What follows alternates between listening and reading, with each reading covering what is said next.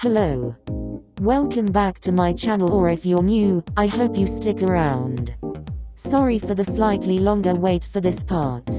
I'm starting my senior year and getting prepared for it has been wearing me out. Uploads will become slower as of the 16th of August since that's my first day back. I hope you guys will understand, and I still plan on making content as much as I can while keeping up with my schoolwork. Now on to the warnings. My content is almost never censored, that goes for curse words, mentions of the sideways tango, etc. This is overall cute, funny shit of IwaOi discovering their feelings. So without further ado, let the story begin. Welcome. This is part 2, so if you haven't read part 1 please do. Warning. All of my stories contain no censoring with cursing, sexual scenes and other things too. Trigger warning. This is just a lot of pining, self-discovery, and fluff. All good? Let's go. He stayed laying down on his bed, his mind still trying to figure out what his heart is feeling. Me in love with 𝕟𝕩𝕗𝕖𝕝𝕚? Iwaoi sat up, resting his head in the palms of his hands. There's no way I am. He continued to ponder on that thought until his phone buzzed, bringing him back to reality. Grabbing his phone, he looked at who texted him. The contact name read 𝕟𝕩𝕗𝕖𝕝𝕚 with the text he sent under it. He stared at it for a bit before sighing. Private messages between 𝕟𝕩𝕗𝕚 and Iwaoi. Hey Iwa-chan. Wanna come over? Why would I do that? I don't know. Because you're my best friend. Best friends. That's what they're supposed to be. Do I have to? Yes. This is an emergency. How is it an emergency? It just is. Please Iwa, come over. Fine. Be there in 10. Yay. I promise we'll watch your favorite movie later as a thank you. Good. Hurry. Please.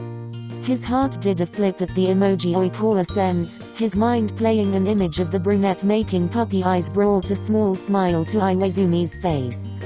I'm almost there, chill. Okay. Doors unlocked. Yeah, okay. See you soon Iwa-chan. 𝕟𝕩𝕗𝕚 logged off. See you. Iwaoi logged off.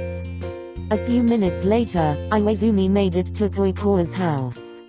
He stood in front of his house, feeling slightly nervous for a reason he just won't accept. Stop it Hajime. You're not in love with him, he's just your best friend. That's all. He mentally scolded himself.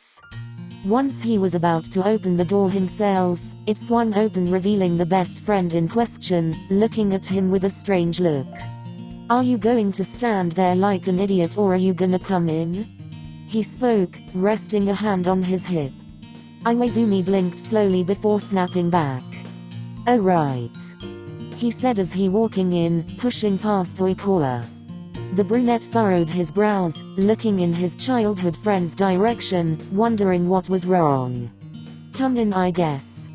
He stated somewhat jokingly before closing the door behind him.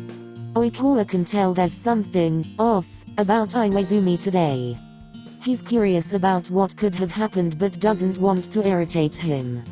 So he just adoringly stares at the male who has his back facing him, walking towards the living room.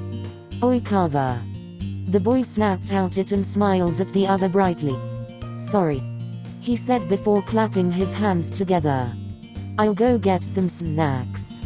He walked into the kitchen, leaving Iwaoi alone to his own thoughts, and it didn't take long for him to start thinking about his current situation. Out of all people. Why him? Pondering on the thought of doing things couples would do with 𝕟𝕩𝕗𝕚. And for some reason, he didn't seem repulsed by it. As scenes play in his mind, the blush on his cheeks grew more visible. Thoughts of holding hands, going on dates, kissing, filled his mind. The idea of all the memories they could make brought a smile to his face. Their first date, their anniversaries, getting engaged and then married, then adopting kids and giving them a wonderful family. Even imagining more intimate nights with him, 𝕟𝕚𝕚 being a moaning mess under him as he thrusted his way in and out of him. The pleasure visible on his face. Iwazumi's face turned completely red at those thoughts, quickly slapping his face, trying to calm himself down. Don't think of something like that. Footsteps were heard and he looked up, seeing 𝕟𝕚𝕚 enter the living room with snacks as promised. I bought your favorite. He smiled sweetly, handing it to him. Thanks. Iwazumi responded in a more calm nature. 𝕟𝕚𝕚 raised an eyebrow at his timidness. I wonder what's wrong. It's strange for him to be this quiet. Iwa-chan? He asked, sitting down on the other side of the sofa.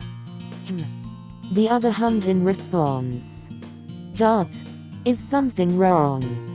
Iwazumi paused for a moment before shaking his head no. I'm fine 𝕟𝕚𝕚.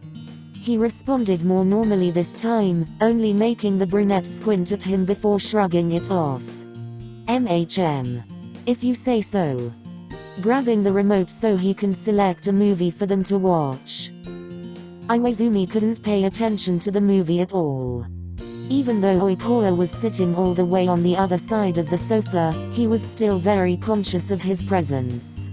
They were now in the middle of their third movie they'd watched when the spiky-haired boy looked over to see his best friend sleeping. He sighed as he slowly got up, grabbing a blanket and placing it over him so he won't get cold. After placing the blanket on him, he couldn't help but silently admire this sleeping beauty. How can he look that pretty so effortlessly? Damn. I'm already in too deep. Subconsciously leaning down, placing a light peck onto the sleeping boy's forehead. Good night, Carver. He whispered before leaving with a red face, closing the door behind him. Not knowing that the brunette he just gave a kiss to was actually wide awake.